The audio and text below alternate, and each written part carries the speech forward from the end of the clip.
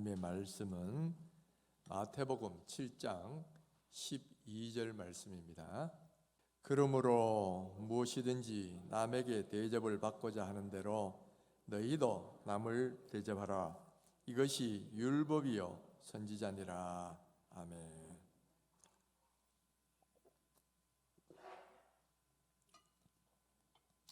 오늘 우리가 읽은 7장 12절 말씀은 크게 세 부분으로 되어 있습니다. 그러므로라는 접속사가 나오고요, 무엇이든지 남에게 대접을 받고자 하는 대로 남을 대접하라는 주 메시지가 나오고요, 그리고 이것이 율법이요 선지자니라 하는 설명문이 나옵니다. 무엇이든지 남에게 대접을 받고자 하는 대로 남을 대접하라, 이 말씀을 일컬어서 흔히 황금률이다, 골든 룰이다 이렇게 설명을 합니다. 왜냐하면 그것이 너무나 황금처럼 고귀한 가르침이기 때문에, 혹은 황금판에 기록할 정도로 가치가 있는 중요한 교훈이기 때문에 이것을 보통 황금률이다 그렇게 말을 합니다. 원래 마태복음 5장, 6장, 7절에 이르는 이 산상설교는 정말 대부분이 다 참 주옥 같은 말씀이에요. 그래서 인도의 국부라고 말해지는 간디는 자기 자신이 예수를 믿지는 않았지만은 날마다 매일 아침마다 이 산상설교를 쭉 읽었다고 합니다. 그런데 그 주옥 같은 말씀 가운데도 오늘 우리가 읽은 이 7장 12절은 보석 중의 보석이다 이렇게 말할 수 있어요. 왜냐하면은 바로 그러므로라는 말이 의미하는 것처럼 이 모든 산상설교의 결론으로 쓰여졌기 때문에, 원래 그러므로라는 말이 무엇을 받느냐 하는데 약간의 이견은 있지만은 대체로 모든 학자들이 바로 산상설교 전체를 가리킨다. 그 앞에 말하는 것에 근거해서 그러므로 하고 결론적으로 말하는 것이 7장 12절이라는 거예요. 그러니까 산상설교를 요약판이야 결론이다 이렇게 말할 수 있는 것이 이 황금률이에요. 그런데 이것은 이 산상설교의 결론일 뿐만 아니고 또한 전 구약 성경의 가르침의 결론이기도 합니다. 왜냐하면 산상설교가 구약 성경의 의미를 풀어가지고 재해석하고 그 진정한 의미를 드러내는 것이 예수님의 가르침이기 때문에 그렇습니다. 5장 17절을 보면 예수님께서 내가 온 것은 율법을 폐하러 온 것이 아니고 오히려 율법을 완전케 하러 왔다 이렇게 말씀하시면서 그 다음부터 율법을 그 의미를 드러내는 거예요. 그래서 6장에서는 5장에서는 옛 율법이 말하는 바하고 예수님의 새로운 해석을 대비시키고요, 6장에서는 외식하는 여러 가지를 대비시켜서 주님이 교훈을 말씀하고 있어요. 그러므로 하고 이제 이 황금률이 나오는 거니까, 그러고 나서 황금률 다음에 또 뭐라고 말씀하시냐면은 이것이 율법이요 선지자니라. 율법이요 선지자라는 말은 곧 구약 성경 전체를 가리키는 겁니다. 구약 성경은 이 모세오경으로 대변되는 율법서와 그리고 선지자들의 가르침으로 이루어져 있어요. 그래서 율법을 표현할 때는, 구약 성경을 표현할 때는 율법과 선지자 이런 말로 표현을 합니다. 그러니까 이 말은 한마디로 말하면 모든 율법과 선지자들의 교훈을 한마디로 요약하면 뭐냐? 무엇이든지 남에게 대접을 받고자 하는 대로 남을 대접하라. 바로 이것이라는 것이요. 유대의 랍비들도 비슷하게 말을 한 게 있습니다. 유대 랍비들 가운데 아주 존경받고 역사적으로도 유명한 랍비가 힐렐이라는 학자가 있어요. 그런데 이 힐렐이라는 학자에게 어느 날 어떤 사람이 와서 내가 한 다리를 들고 있을 동안에 그 율법의 가르침을 딱 한번 설명해 보십시오 이렇게 말하니까 이 힐렐이 이렇게 말을 했습니다. 바로 내게 달갑지 않은 일을 남에게도 하지 말라. 이것이 바로 율법의 핵심이고 나머지는 다 그것의 주석이다. 이렇게 답을 한 거죠. 자, 내게 달갑지 않은 것을 남에게 하지 말라라는 것은 약간 부정적, 하지 말라는 형태로 표현된 거고, 예수님의 황금률은 대접받고자 하는 대로 대접하라, 긍정적 표현으로 되어 있죠. 표현은 다른 방식으로 되어 있지만은 사실은 그 의미하는 바는 같은 거라고 볼 수 있어요. 내가 대접받기를 원하는 대로, 또 내가 싫어하는 거 하지 말고 내가 좋아하는 거 원하는 대로 남에게 하라, 그런 의미죠. 바로 이 말씀이 모든 율법의 가르침의 핵심이다. 그것을 우리들에게 말씀하고 있어요. 그런데 우리가 성경을 읽다 보면 예수님께서 또 다른 곳에서 이것이 율법과 선지자의 핵심이다 하고 말씀하신 게 또 있죠. 그게 뭐예요? 바로 하나님 사랑, 이웃 사랑, 이 두 가지야말로 모든 율법과 선지자의 가르침이다. 그렇게 말씀하신 적이 있어요.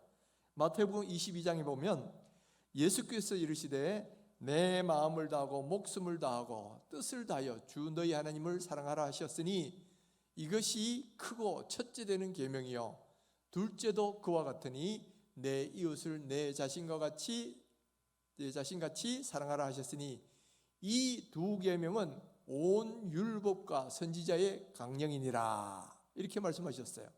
그러니까 율법과 선지자라는 말이 여기도 나오죠. 강령이라는 말은 핵심이라는 말이에요. 골자다는 말이에요. 나머지 모든 계명은 이 두 가지 계명에 달려 있다는 거죠.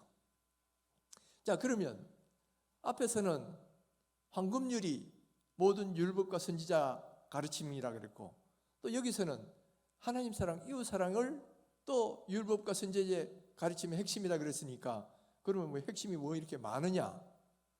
그게 아니고요. 사실은 두 가지가 같은 말이라는 거예요. 내 이웃을 내 몸같이 사랑하라는 말을 다른 말로 표현하면 바로 네가 대접을 받고자 하는 대로 남을 대접하라는 말이라는 거예요. 그러니까 내 이웃을 내 몸같이 사랑하는 방법이 뭐냐면은 내가 대접을 받고자 하는 대로 남을 대접하면 그것이 바로 내 이웃을 내 몸과 같이 사랑하라는 그런 말이 된다는 거지요. 그러니까 여러분, 이 황금률이라는 것은 얼마나 중요한 가르침이다라는 것을 우리가 알 수가 있지요. 자, 그러면 우리가 이 말씀대로 이제 순종해야 되는데, 자, 문제는 뭐냐면 내가 이 말씀대로 순종하려면 첫 번째 중요한 게 뭐겠어요? 나에게 이 말씀대로 살려고 하는 의지가 있어야 된다는 거예요. 내가 이 말씀을 들으면 그래, 내가 그 말씀대로 순종해야지 하고 이런 강한 동기부여와 결단과 의지가 있어야 이 말씀대로 살 수 있는데, 많은 사람들은 이 말씀을 들으면서도 예수님이 이 모든 성경을 한마디로 요약하면 이겁니다 해도, 또 설교 시간에 이렇게 이야기를 해도 아무도 관심도 없고, 뭐 그러려니, 뭐 그 말은 그 말이고 내 삶은 따르고, 이러면 여러분 아무 의미가 없는 거예요. 이만큼 중요한 말씀이라고 해도 내가 그걸 실천할 수 있는 의지가 없으면 안 된다라는 거예요. 그러니까 여러분, 이 실천하는 의지를 가지셔야 돼요. 예수님께서 이 산상설교를 다 마치신 뒤에 제일 마지막에 주신 메시지가 뭔지 아세요? 마지막에 주신 메시지가 바로 이 말씀대로 순종하라는 말씀이에요. 그러면서 하신 말씀이 뭡니까? 이 내 말을 듣고 행하는 자는 마치 반석 위에 집을 세운 사람 같으니 지혜로운 사람 같다. 반대로 내 말을 듣고도 행치 않는 사람은 모리 위에 집을 세운 어리석은 사람 같다. 예수님이 이 말씀하시잖아요. 그러니까 이 말씀대로 행하라는 거예요. 그러니까 이 주옥 같은 말씀, 이렇게 중요한 말씀, 우리에게 유익이 되는 말씀, 이 말씀을 듣는다면 여러분, 이걸 순종하려는 의지가 있어야 되고 하려고 하는 마음이 있어야 됩니다. 그래도 될까 말까인데 아예 관심조차도 안 갖고 의지조차도 없으면 이 말씀은 전혀 우리에게 피와 살이 될 수가 없다는 이야기죠. 오늘 이 말씀을 듣는 우리 모든 성도님들, 그래 하면 이 말씀대로 순종해보자 하는 이런 열망을 가지고 이 말씀을 들으시기를 주의 이름으로 축원합니다. 자, 그러면 이렇게 열망을 가지면 두 번째 해야 될 일이 또 있어요. 그 다음은 뭐냐면 내가 무엇을 좋아하고 내가 무엇을 싫어하는지를 한번 보셔야 돼요. 그리고 그대로 다른 사람에게도 하라는 겁니다. 예를 들면 내가 싫어하는 것도 있고 좋아하는 것도 있어요.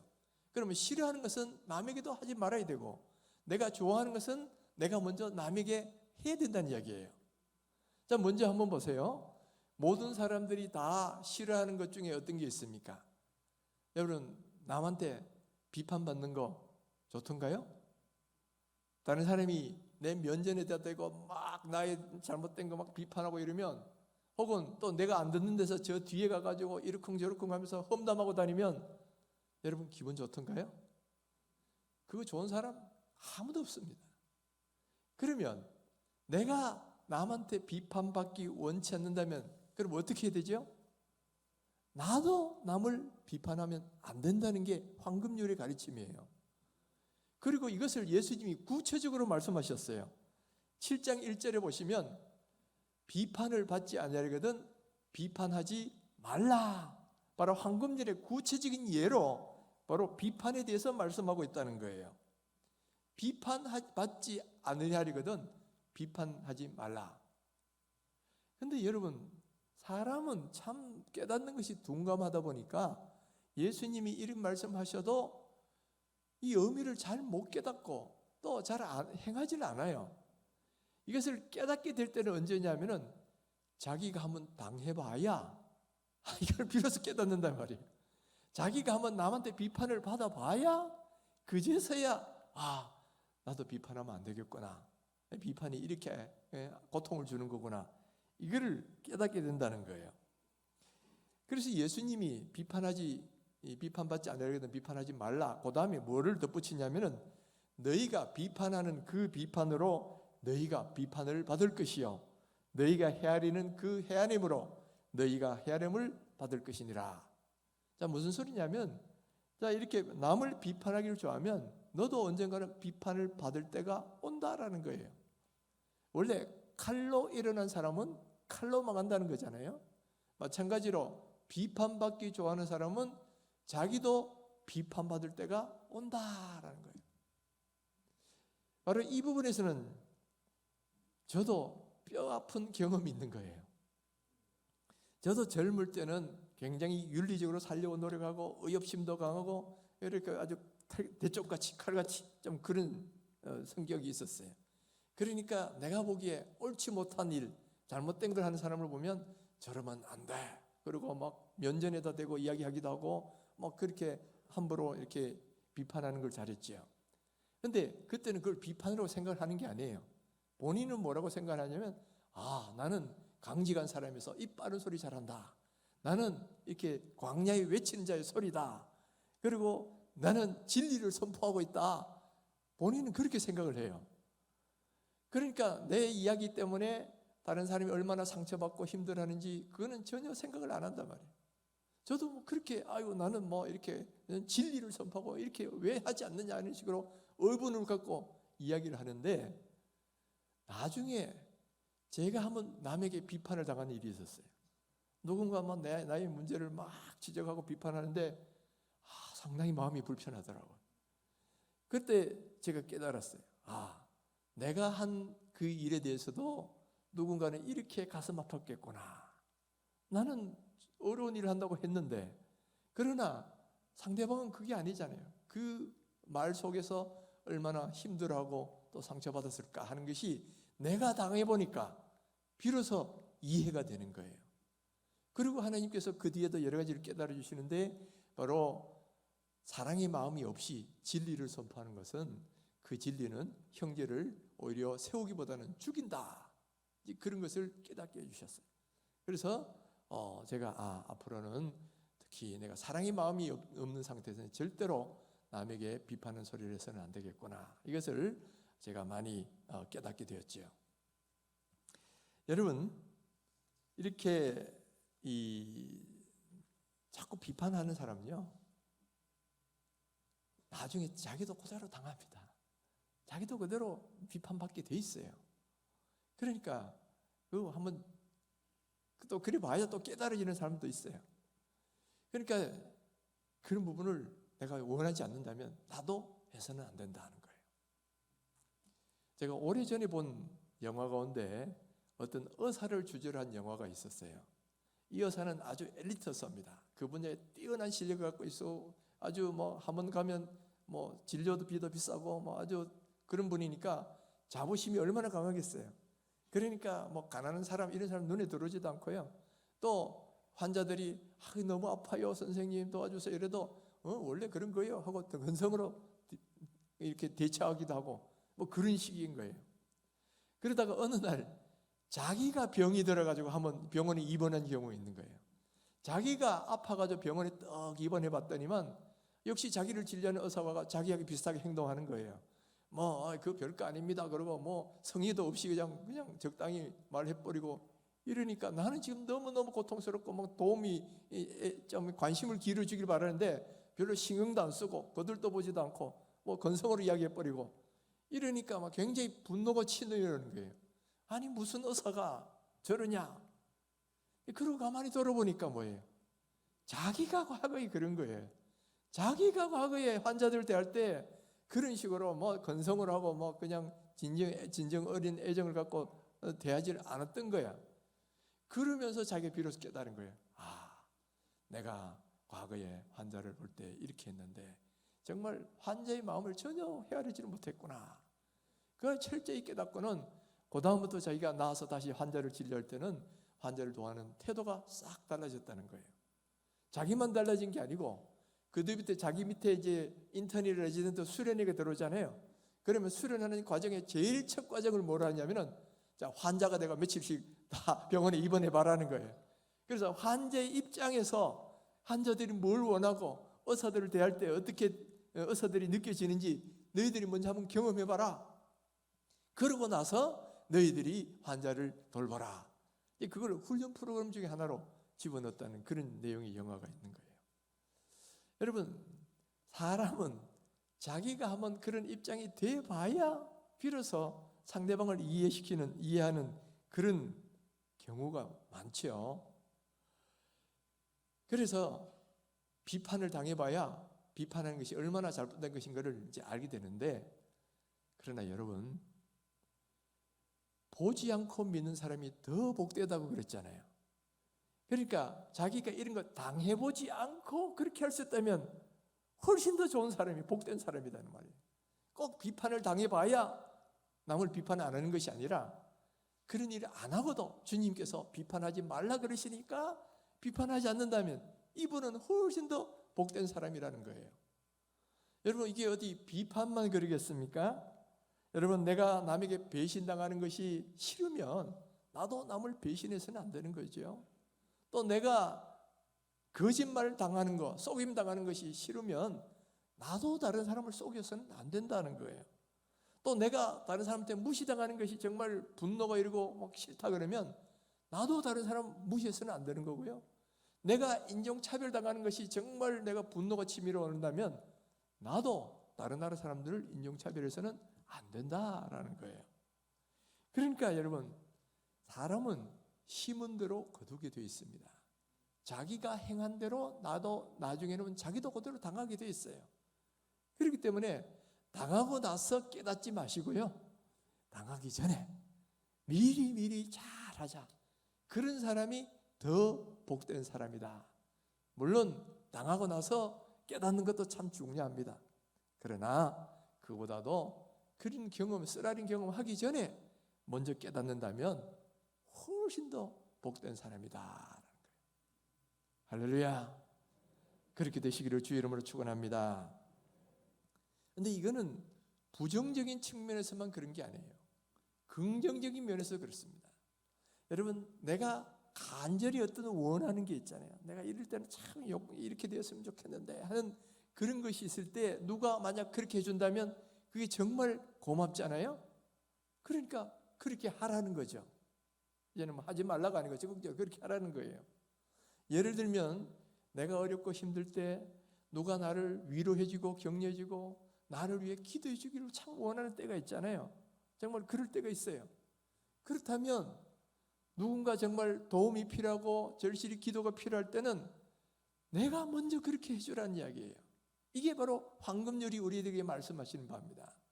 자, 누군가 정말 절실하게 내가 힘들 때 도움을 얻기를 바란다면 내가 먼저 그런 사람을 볼 때 도와주고 또 기도해주고 그렇게 하라는 이야기죠.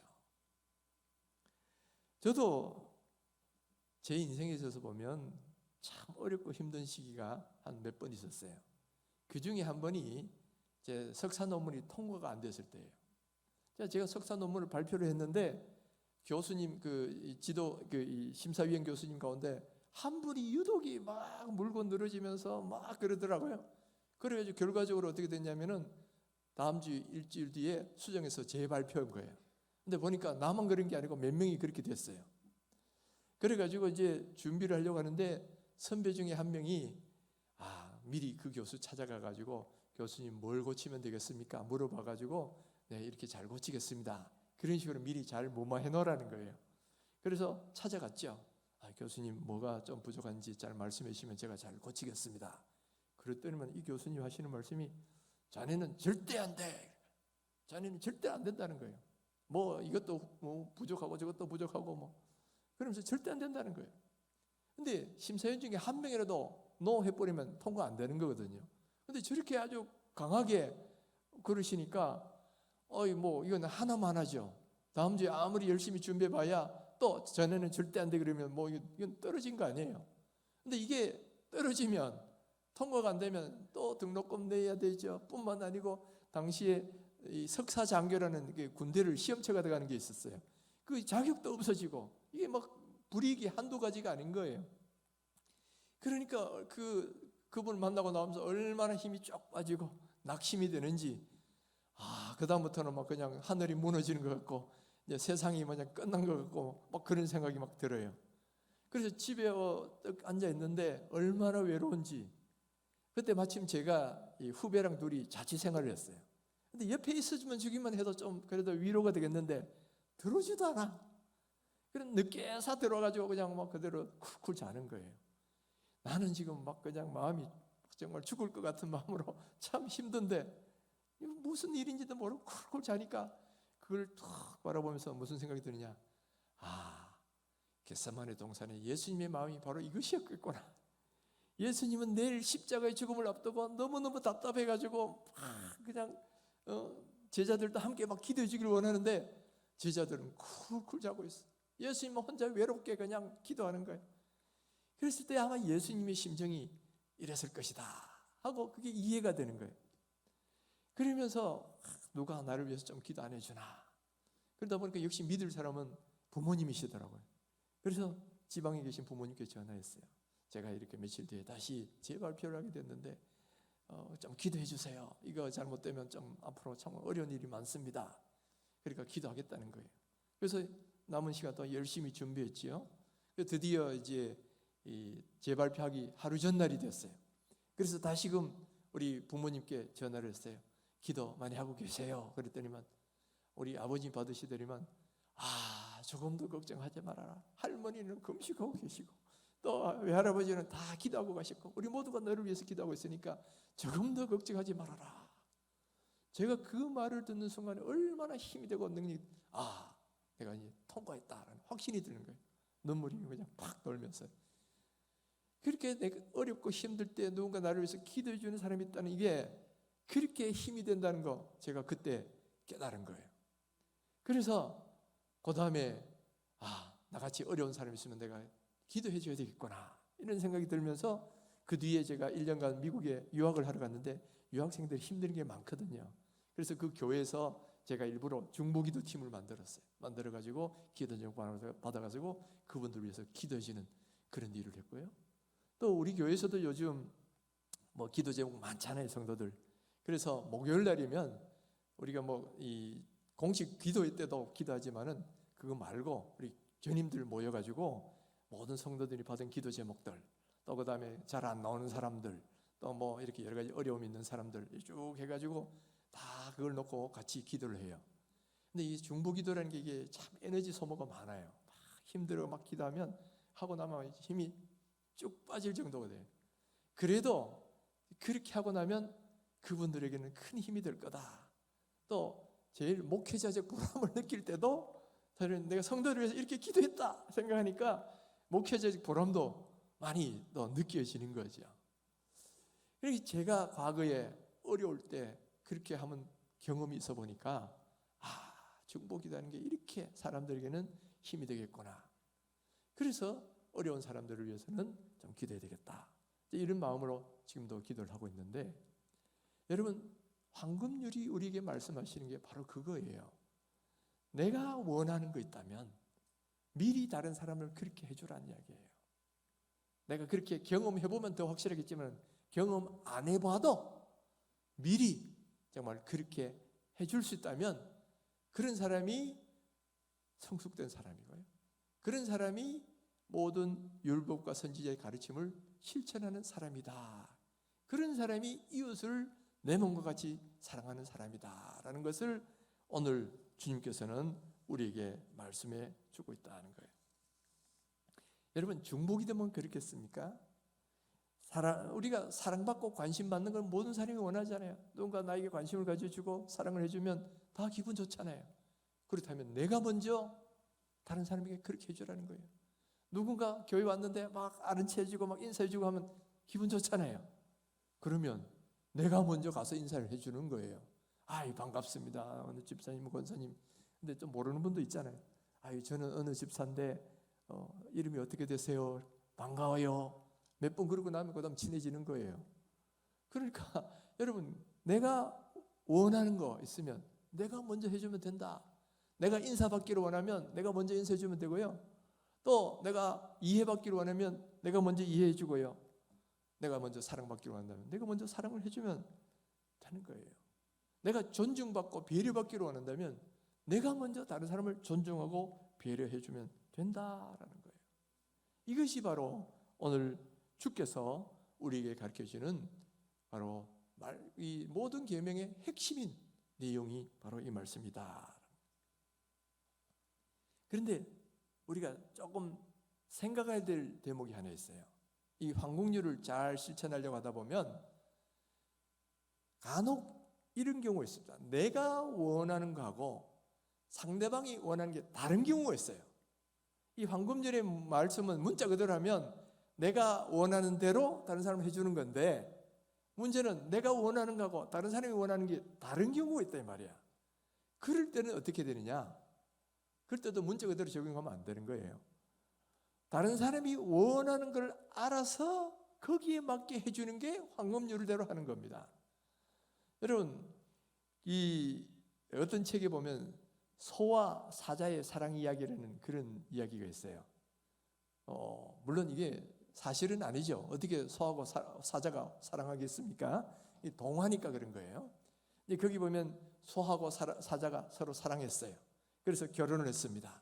그러니까 서로 사랑하는 사람을 위해서 자기가 좋아하는 것대로 아주 열심히 해줍니다. 소는 소대로 자기가 좋아하는 풀을 가지고 사자를 잘 대접해줘요. 또 사자는 사자대로 소가 자기가 좋아하는 이 고기를 가지고 이 소를 대접해줘요. 근데 어떻게 됩니까? 이게 자기가 원하는 게 아니란 말이야. 그러니까 참다가 결국은 서로 다투게 되고 결국은 헤어지게 됩니다. 근데 헤어지면서 하는 말이 뭐냐? 나는 당신에게 최선을 다했는데 당신은 나를 위해서 해준 게 뭐가 있어? 자기 딴에는 최선을 다했다는 거예요. 왜냐? 자기가 좋아하는 것처럼 상대방도 그렇게 생각할 것이라고 생각하고 그렇게 한 거예요. 그러나 보면 내가 원하는 거하고 좋아하는 거하고 상대방이 원하는 게 다른 경우가 있더라는 거예요. 그럴 때는 내가 원하는 대로 하면 안 되고요. 그럴 때는 상대방이 원하는 것이 무엇인지를 알아서 그대로 해주는 것이 이게 황금률대로 하는 거야. 그러니까 여러분, 그렇게 되려면 입장을 바꿔놓고 한번 생각해 보셔야 됩니다. 역지사지라는 말이 있어요. 입장을 바꿔놓고 내가 그 입장에서 한번 생각해 보자는 이야기죠. 그렇게 생각해야만 그 사람을 배려해 줄 수 있고 이해해 줄 수 있을 때가 많다는 거예요. 여러분, 사람은 누구나 자기 입장에서 생각할 수밖에 없습니다. 그러니까 내 입장에서 아무리 생각해도 상대방이 이해가 안 되는 경우예요. 그럴 때는 내가 상대방이라면 어떻게 할까? 그 마음속에 한번 들어가 보고요. 또 그 마음을 한번 이해해 보려고 하고요. 또 그 사람의 입장이 한번 돼 보려고 할 때에 오히려 배려가 일어날 수 있고 또 그들을 섬길 수가 있는 그런 상황이 될 수 있더라는 거죠. 자, 예를 들어 보십시다. 여러분 혹시 또 관계되는 분이 있다면 용서해 주시고요. 그러나 한번 주의 말씀으로 생각 한번 들어보시면 좋겠어요. 요즘 우리나라에 고부간의 갈등이 참 많잖아요. 그러니까 들리는 이야기는 시어머니들이 모이면 며느리 욕하기 바쁘고 며느리 모이면 시어머니 욕하기 바쁘고 뭐 그런 일들이 우리 주변에는 많이 일어나는 이야기예요. 자, 그런데 여러분, 우리가 황금률을 여기서 적용하려면 어떻게 되느냐? 내가 한번 며느리는 시어머니 입장에 한번 대보시고요, 시어머니는 며느리 입장에 한번 대보시란 말이에요. 며느리는 언젠가 시어머니 될 사람이고 시어머니는 또 언젠가 며느리 된 입장이 있었어요. 그런데 사람들은 자기 뭐 얼챙이 시절을 모른다고 시어머니가 되면 완전히 그냥 시어머니 입장에서만 생각하고, 또 며느리 시절에는 막 그냥 언제나 며느리로 있을 것처럼 그것만 생각을 한단 말이에요. 상대방 입장이 돼보질 않아. 그러니까 내 입장에서 보면 언제나 내가 억울하고 손해보고 나쁜 놈이고 이런 식의 생각이 이루어진다는 이야기죠. 그럴 때는 한번 바꿔놓고 한번 생각해보자. 내가 며느리라면 어떻게 할까? 얼마나 지금 직장 다니고 바쁘고 아기 낳고 키울 때 나도 옛날에 힘들었는데 그때 시어머님이 이렇게 말씀할 때 조금 나도 서운했는데, 그러면서 좀 며느리 입장에서 좀 이해를 해주고요.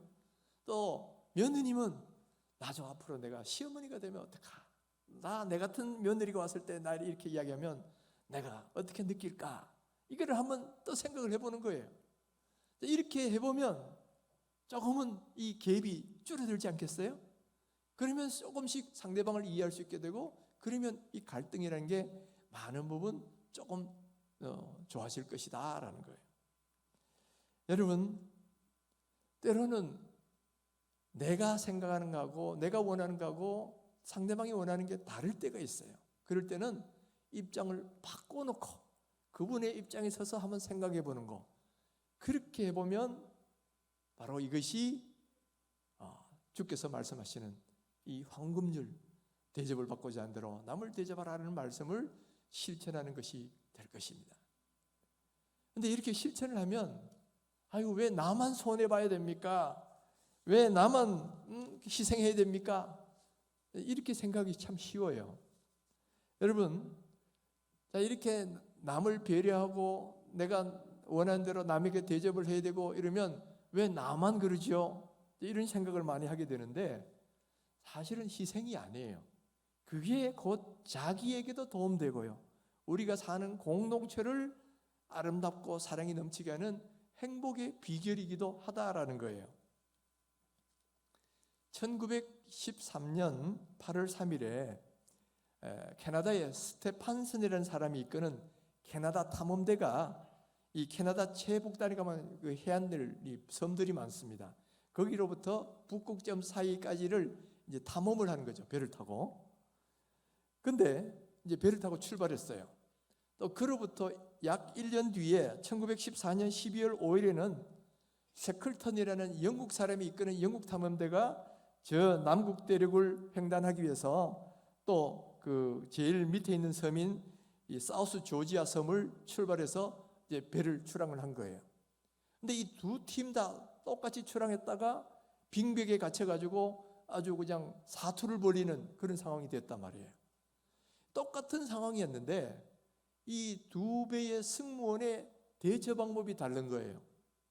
먼저 이 북극점을 탐험했던 이 팀들은 몇 달 동안 막 사투를 행하다 보니까 사람들의 본성이 드러나기 시작하는 거예요. 그래가지고 저마다 자기만 살겠다고 속이고 훔치고 자기 이기주의로 막 가가지고 막 다투고 이런 일이 벌어졌어요. 그러다 보니까 결과가 어떻게 됐냐? 승무원 11명 전원이 다 죽고 말았다는 거예요. 그런데 1년 뒤에 있는 남북팀은 어떻게 됐느냐? 그들은 반대로 서로 격려하고 희생하고 도와주고, 그래서 같이 했더니만 어떻게 됐냐? 그들이 전원이 살아서 생활을 했다는 거예요. 물론 이 승무원들이 황금률을 알고 우리 이대로 한번 해보자 그러진 않았겠죠. 그렇지만 의식하지 못한 상태에서 황금률대로 행했던 사람들은 모두가 다 구출돼 가지고 이렇게 살아났지만은, 그 반대로 나만 살겠다고 이기적으로 행했던 그 팀들은 결국은 다 죽고 말았다는 거예요. 서로가 내 혼자 살겠다 그런 팀은 다 같이 죽게 되고요, 우리 다 같이 살자 그러고 서로 배려하고 도와주는 팀은 다 같이 살게 되더라는 거예요. 이것이 예수님 말씀은 죽고자 하면 살 것이고 살고자 하면 죽게 된다는 그 말씀의 의미이기도 하지요. 그러니까 여러분, 내가 황금률대로 대접받고자 한다면 먼저 남을 대접하려고 하는 이것이 내 희생이고 내 손해가 되는 것 같지만은 그렇지가 않습니다. 오히려 그것이 나한테도 유익이 돼서 돌아올 거고요. 그리고 내가 사는 공동체도 아름답고 행복하게 만드는 그런 비결이 될 수도 있다라는 거예요. 어떤 목사님이 이 행복한 가정이라는 주제로 설교를 하다가 이제 행복한 가정을 만드는 한 예로 자기가 아내한테 이 사랑의 편지 쓴 것을 쭉 적어간 것을 한번 읽었어요. 그랬더니만 그날 밤에 무슨 일이 벌어진지 아세요? 모든 여성도들이 집에 가가지고 남편 들들들 볶았다는 거예요. 왜 목사님은 사모님한테 저렇게 해주는데 당신이 왜 나한테 안 해주는 거야? 그러니까 어떻게 됐겠어요? 많은 가정들이 부부 싸움하고 뭐 난리가 난 거죠. 근데 여러분, 사랑의 편지 쓰는 것이 좋은 줄 알면 어떻게 해야 됩니까? 내가 써야지. 내가 상대방한테 써주려고 해야 되는데 왜 나한테 해주지 않는 거야? 이렇게 욕을 하니까 어떻게 됩니까? 오히려 불평과 불만이 되고 그래서 다툼이 되고 더 좋지 않게 되는 거예요. 그러니까 황금률은 뭐냐? 내가 받기를 원하잖아요. 그러면 왜 안 해주느냐 그걸 따지고 원망하고 불평할 게 아니고 내가 원하면 내가 먼저 그렇게 하라는 말씀이에요. 내가 먼저 그 사랑의 편지를 쓰고 내가 먼저 하면 그렇게 된다는 이야기예요. 그러니까 여러분, 아까도 말했지만 내가 인사받기 원하면 내가 먼저 인사하면 되는 거고요. 내가 사랑의 편지 받기로 하면 내가 먼저 쓰면 되는 거고요. 이게 바로 주님께서 가르치시는 그 말씀이다라는 거예요. 말씀이다. 바로 그 말씀대로 살면 모든 사람이 행복하게 되고 그 말씀대로 살면 나에게도 유익이 되고 내가 하나님 앞에서도 경건한 그리스도인이, 성숙한 그리스도인이 될 수 있고요. 또 관계도 좋아져 가지고 좋은 부부관계, 좋은 인간관계 되고요. 그리고 우리 속한 가정과 교회와 모든 공동체도 행복한 공동체가 될 것이다라는 거예요. 여러분, 서로 받으려고 그러면 아무도 못 받습니다. 그러나 서로 주려고 하면 모든 사람이 다 받게 돼 있어요. 이 놀라운 진리가 오늘 주께서 말씀하시는 이 황금률에 들어있다라는 거예요. 여러분, 남에게 대접을 받고 싶은 것이 있으면 여러분이 먼저 한번 대접해 보십시다. 그러면 분명히 그것을 통해서 우리의 믿음은 더욱 성숙될 것이고 우리의 인간관계는 좋아질 것이고 우리가 사는 공동체는 밝아지고 행복해지게 될 것입니다. 바로 이런 은혜가 우리 모든 우리 성도님들 가정과 우리 모든 삶에 충만하기를 주의 이름으로 축원합니다.